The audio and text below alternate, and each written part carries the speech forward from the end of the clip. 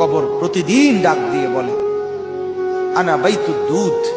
প্রত্যেকের কবর প্রত্যেককে ডেকে বলে, ও আল্লাহর বান্দা, জানো আমি পোকামাকড়ের ঘর, পোকামাকড়ের ঘর। তুমি তো সেই বান্দা যে একটা মশা কানের পাশ দিয়ে উড়ে গেলে তোমার ঘুম বন্ধ হয়ে যায়, চোখ মিলে যায়। একটা মশার গুনগুন আওয়াজ সহ্য করতে পারো না।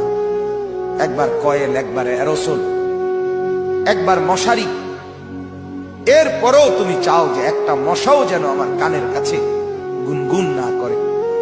তো 5 ঘন্টার ঘুমের জন্য, 6 ঘন্টার ঘুমের জন্য বান্দা এই যত্ন নিলা, অনন্তকাল কিংবা বছরের পর বছর কবরের যে ঘুম দিবা, পড়ে থাকবা সেই ঘরে, পোকা মাকড়ের ঘর, সেই ঘরে তুমি ঘুমাইবা কেমনে, থাকবা কেমনে? আমার বাপ, আমি থাকবো কিভাবে? আমি থাকবো কিভাবে বলে? ভাবেন, আমিও ভাবি, আপনিও ভাবেন।